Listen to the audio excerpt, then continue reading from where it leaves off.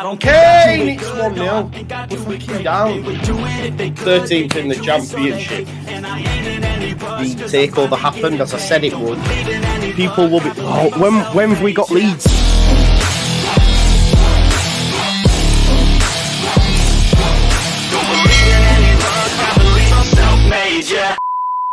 Now then, people, hello and welcome back to the Just Joe Football Show for the second time today. I'm telling you, the summer's a mad one, innit? When the season finishes, I said football never stops. Football doesn't sleep. It stops for nobody. Euros, Copa America, then the season starts. But of course, at Leeds United right now, it is non-stop. And naturally, we were all worried about Red Bull coming in. Well, guess what? Hot off the press, Phil here from The Athletic has reached out to Paraag Marathe and said, listen, come on. Give me the onions. We need to know what's going on. What does it mean for Leeds United? Well, the title says, we will not turn into Red Bull. We're going to have a discussion around this whole takeover tonight at 9 o'clock. Me, Joe, Luke, Lockie, Andrea, GOAT lineup. Make sure you've got notifications on. We will be back at 9. But what I wanted to do first and foremost is just react to the news and the piece that's just been done on The Athletic around Phil here, Paraag Marathe, and the questions. Listen, I've just opened it and said, boom, we're going, we're live, boom, let's go. So I'm reading this first time with yous, all right? So best believe this is fresh as well from me, okay? So there it is, exclusive. This club will not become Leeds Red Bulls. They understand that. Look, we know about the Red Bull success. We've already been through it all this morning. That's the opening gambit. Okay, let's get down to the nitty-gritty, yeah? Let's get down to the questions that were posed and the answers that were given. Okay, so Phil here says, how did this deal come about and why do the 49ers feel the need to have Red Bull on board at Leeds United? Paraag's response, it wasn't that we were looking at needing capital investment. I've seen a lot of that in the comments. A lot of people saying, well, if they've got all the money, why do they need more? Listen, rich people always want more, right? It is what it is. But he said it's not that we're looking at needing a front of shirt partner. You know, we already had Box T, we already had others, you know. We had other options as well. This came together and evolved over time. I understand the nuance. I understand the potential sensitivities. Of course, the fan base naturally has started to worry, which is why the chemistry was really important to me. He says 6 months ago, this was me doing it directly with Red Bull Sporting CEO Oliver Mintzlaff. It honestly started as a series of conversations, both on the phone and Zoom and in person, trying to get a feel for each other. One thing I will say straight off the bat, when you talk about Paraag, he's front and centre, right? He doesn't mess about, you know. When he said I do contracts in my sleep, I called him bullshit, man. I believe the guy now, yeah? For me, and it may be lies, but it feels like he has the club's interests best at heart, front and centre, you know? And the fact that he's... Look, the mad thing is as well, this started 6 months ago, people. 6 months. We only heard about it last night. They know how to do their biz, and they do it very, very quiet, which isn't great for content creators, I can't lie to you, you know? But he said it wasn't focused on the front of shirt sponsorship. It wasn't focused on investment. It was... what does something look like? My question was, why? Is there an interest at your end? And I'm sure he had similar questions of me.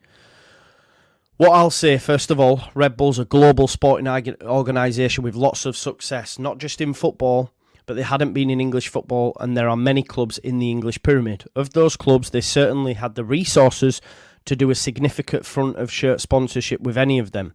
Their preference was Leeds United.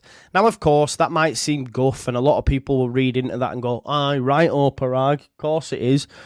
But Red Bull will try to get involved with Leeds United back in 2014.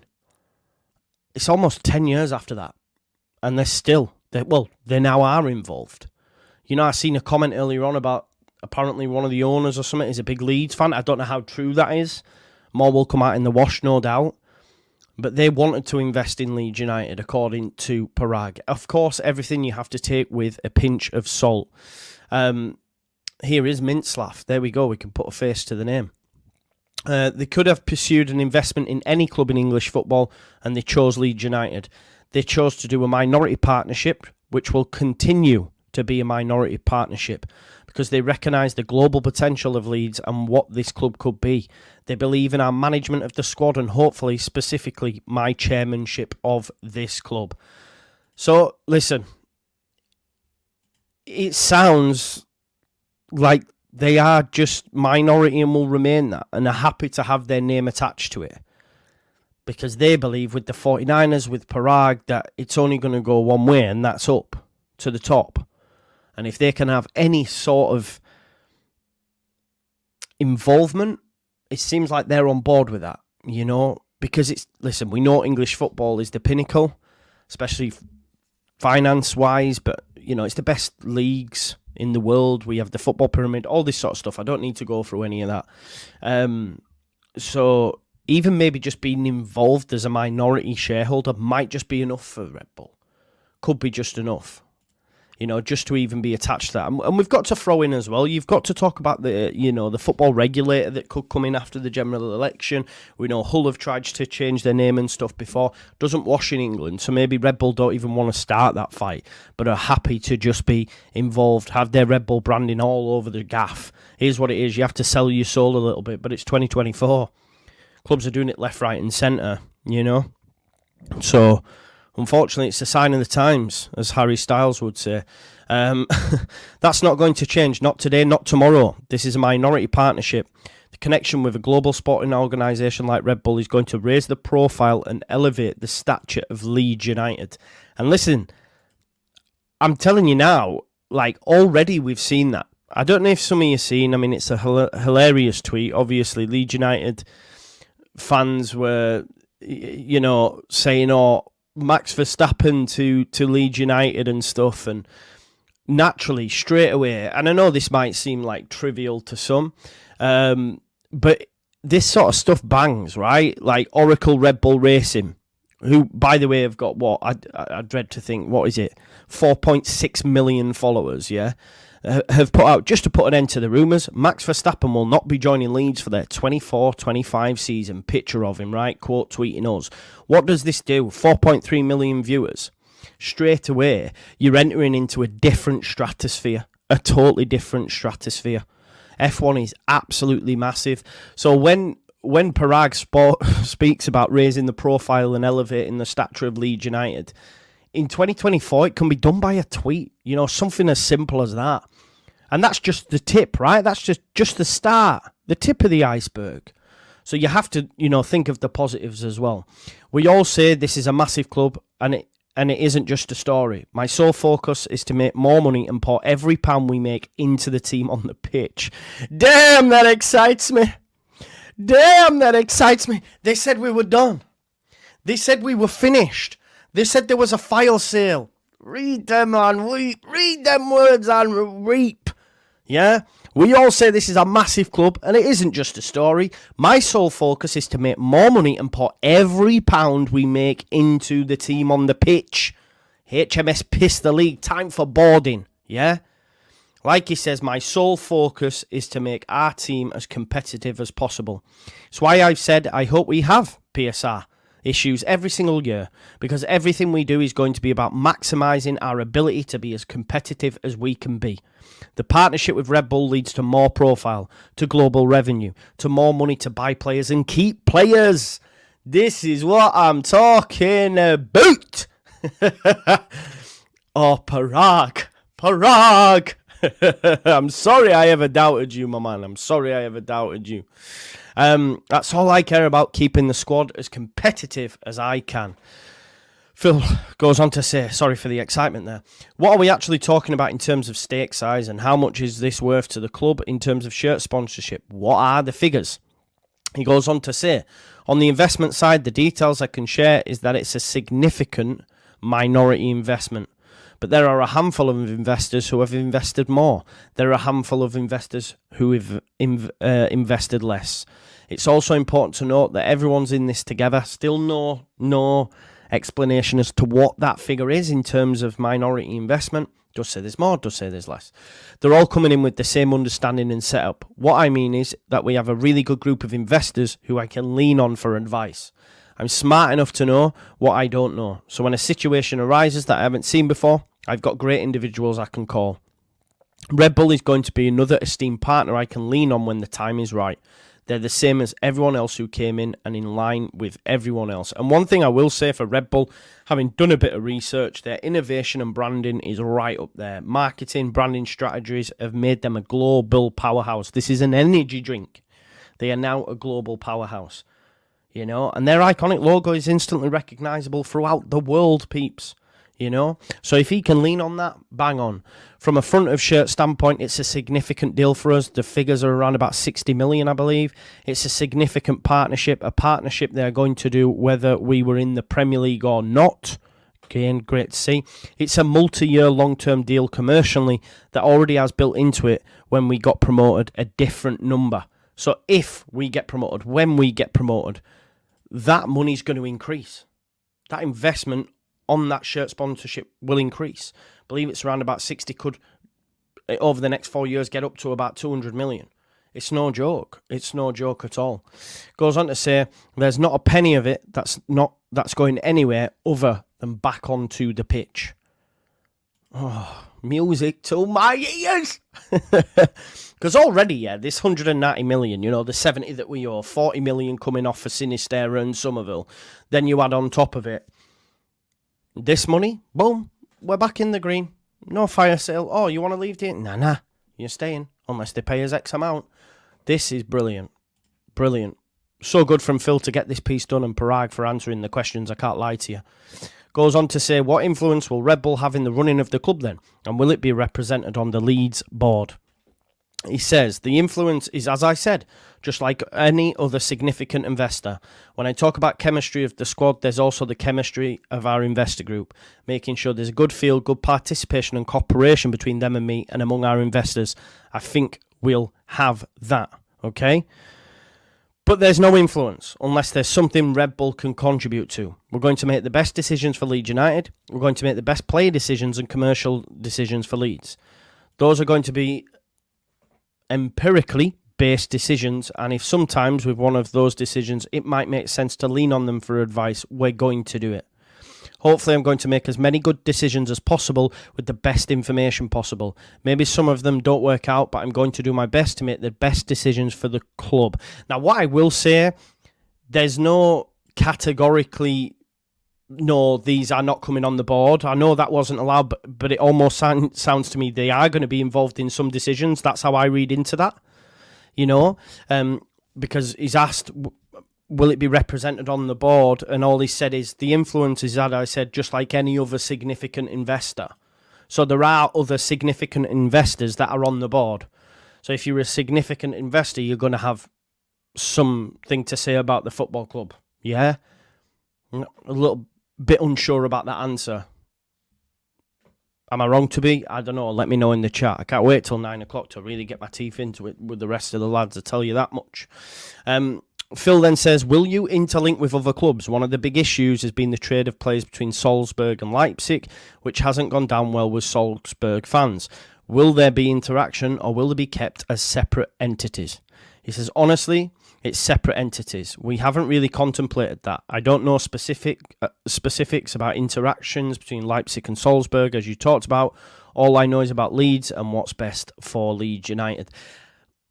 Look, it might make it easier to do deals, but I don't think it'll be as a trade-off like it is with them two clubs, just because we're not actually Red Bull, right? They've invested in the club. They don't own it like they do them other clubs. That's just my opinion. He says, like I said, if there's an opportunity somewhere or we identify a talent that might benefit us, we'll go do that. The other benefit of this is that as minority investors in the club, they're another set of eyes and ears. Pretty darn keen and expert eyes and ears, which is true, yeah? Like in terms of what they do behind the scenes, even with player recruitment and player improvement, it is massive, you know, and we'll get into that tonight at 9. I've seen some stuff that the lads have put together. And look, their knowledge is great. So we'll talk about that. He says, forget even about Red Bull players. They have extra eyeballs on a lot of players. As we evaluate and do the work for this window and future windows, we can say, what do you think of this player? There's things we can learn which we otherwise wouldn't have been able to learn. In terms of official interplay between clubs, there's not one. But basically, you'd be daft as Leeds United to not have a conversation with Red Bull about certain players, you know? Xavi Simons, yeah, you want him? Yeah, bring him to the Premier League. You can have him. I mean, that's dream stuff, but you hear what I'm saying, right? They're going to have players that maybe Leeds United can have a conversation about taking on loan, and we know the Premier League is the pinnacle. Dwarfs the Bundesliga, dwarfs the Austrian League. This is going to be a fruitful partnership, I feel. A very, very fruitful partnership.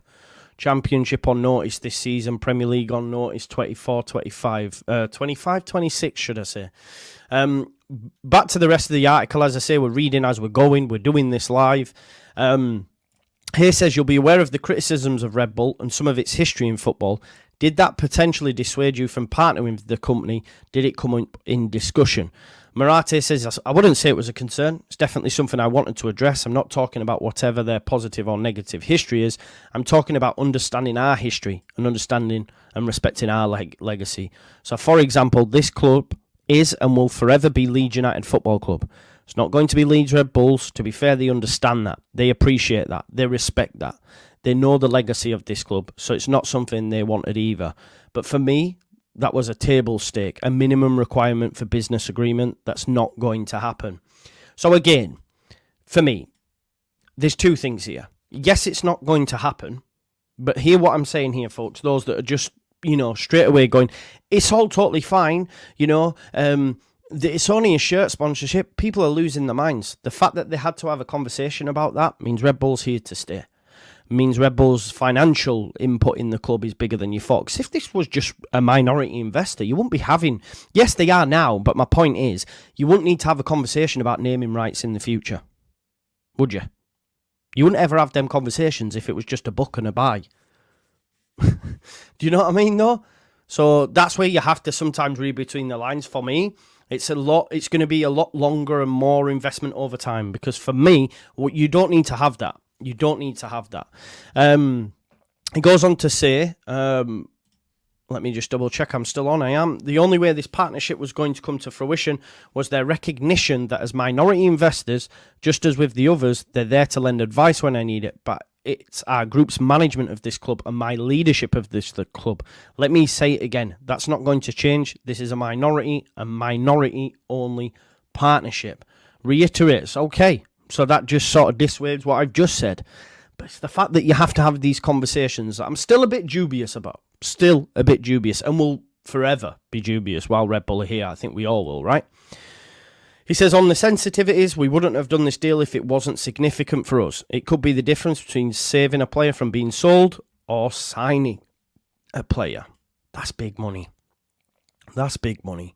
Kieran Maguire's been speaking about it as well, right? We don't have to worry now about profit and sustainability, these transfer monies that are owed. Because we can turn around to say, well, actually, you're not going anywhere. So not that it would want to, but just an example. Because we don't need to sell him in order to cover PNS because we've got the investment sat there.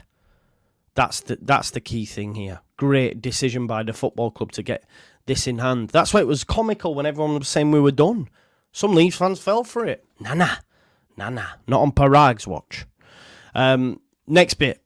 Listen, anything with Ellen Road is not just on my radar whatsoever. It's not contemplated. It's never been part of this discussion. I recognise, and I've been in sports too long not to know, that these stadiums are hallowed ground. All right, okay, so I missed the question, but Phil asked him about shirt colour, stadium rights, and so on. He said, nah. Ellen Road, never. Not happening. Not to talk about something that happened a year ago, when a group, including Radrazani, tried to loan the ground, if you remember. But that was something that was so ridiculous to me. Not recognising the connection that fans have with their club and their temple. So again, Paraag throwing some shade at Andrea. Who can remember that when he tried to use Ellen Road as security for a loan to buy Sampdoria?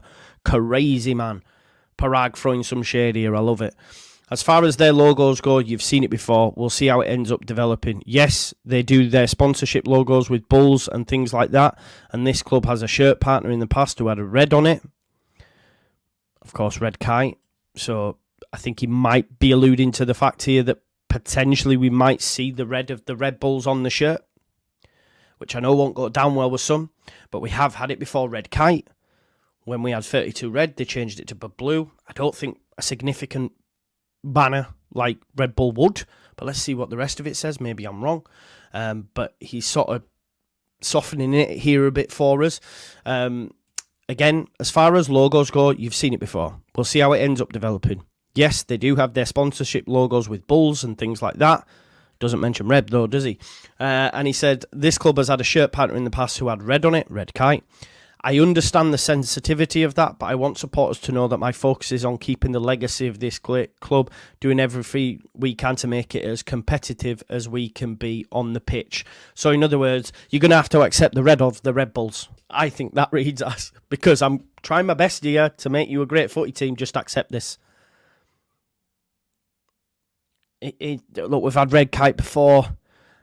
Listen, I know these people who don't own red anything and won't. I have friends that won't buy the 32 red shirt because it said red. I think this reads as we're going to see the red, and I know that will anger a lot of people. I know it will. But it's the fact that Paraag hasn't just boxed that off. He says, look, you've got to understand, I'm trying to make it as competitive as we can.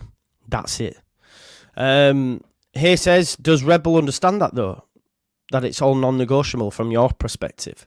Yes, definitely. I want to give them credit. It was never a battle or a debate. It warmed my heart a little bit because they could have picked any club to pursue, but they picked Leeds United because they recognise our potential. Here then says, your own takeover started with minority investment and proceeded towards a full buyout. How can you reassure people who wonder whether this ultimately is where this is going to lead? Red Bull starting at minority level, but taking a majority. He said, when we invested with Andrea, as you know, you saw we had an option to purchase control for a prescribed period of time. It was always part of the picture when we first took minority investment. That was a potential opportunity if we so wanted. That's not the case in this. This is a minority partnership where they're very happy to be investors in the club and see the club grow under my leadership. That's not going to change. Okay, that's good. That's good to hear, right? That's good to hear. Says, what do you anticipate to be the fans' reaction to this? From a financial point of view, they'll understand the level of sponsorship, but the identity of the investors themselves could be a problem. Listen, it's not a problem for me, as long as they don't try changes. That's it. I think majority of Leeds fans are worried now because they're worried about us changing us. It's not about Red Bull. Unless there is some football purists say, look what they've done to Salzburg and that just doesn't stand right with me. I get that. But for me, I'm not bothered. Red Bull, bring it on. Just don't change the names, etc. Marathe says, I can imagine. I don't want to say confusion, but maybe some eyebrows raised. Wait a second, what does that mean? What's going to happen? Is our name going to change? Is it going to suddenly be turned over into giving them control, which is everything we discussed earlier? None of that is true or accurate, but I can understand that those will be the questions, which is why I wanted to make sure I talked about this. I hope that after unpeeling the onion a bit, fans will see what this is about, bringing resources to the club that help us be more competitive on the pitch without sacrificing the integrity and the purity of what Leeds United is about, which this article has done in a big extent. Then last question. People would probably appreciate having answered. There are lots of parties and individuals involved in the 49ers enterprise group. Who now has tangible control over the policies and direction of the club? Who actually has a say where the club are going? Marathe says the short answer is that 49ers Enterprises is the sole general partner of this whole effort. If there's an individual tasked with being responsible and accountable, that's me. The buck stops with me. We have a board in place which is there as a sounding board and a resource, but ultimately accountability and the buck stops with me. And listen, what I will say, Paraag's done a fantastic job since coming in through the door.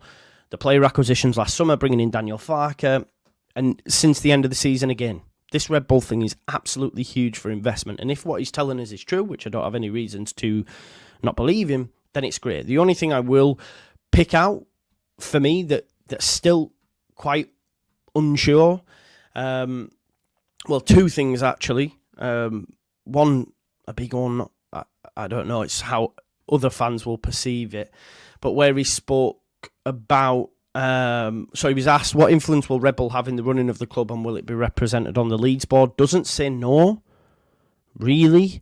Talks about the influence, as I said, just like any other significant investors. So there will be other significant investors that might not be named on the board, but clearly would be involved, if that makes sense. So maybe them not being named on the board is a way to pacify supporters a little bit. But when you read between the lines there, they're still going to be involved in some of the decisions. That's how I read it, maybe wrong. And then also when it comes to the sponsorship, which, listen, I sort of understand it, but I get others won't. When he talks about logos, how it all ends up, yes, they have sponsorship logos. And also alludes to the fact that we've had a shirt partner in the past that had red on it. Is that not just buttering us up to say, look, one of the trade-offs we had to make was we weren't allowed to change the Red Bull colouring? I don't know. Listen, we will get into it. More will be revealed. More discussion will come out all over Twitter and all that sort of stuff that we can get our teeth into. And we will react to it later on live tonight at 9 o'clock with me, Joe, Andrea, Lockie and Luke. I can't wait for that show because it's going to be interesting what viewpoints people have got. But as always, thanks for watching this video. Smash a like on it. Subscribe to the channel. Get your comments in. Hit the notification bell. I'll see you live tonight at 9 o'clock. Peace out. Leeds United.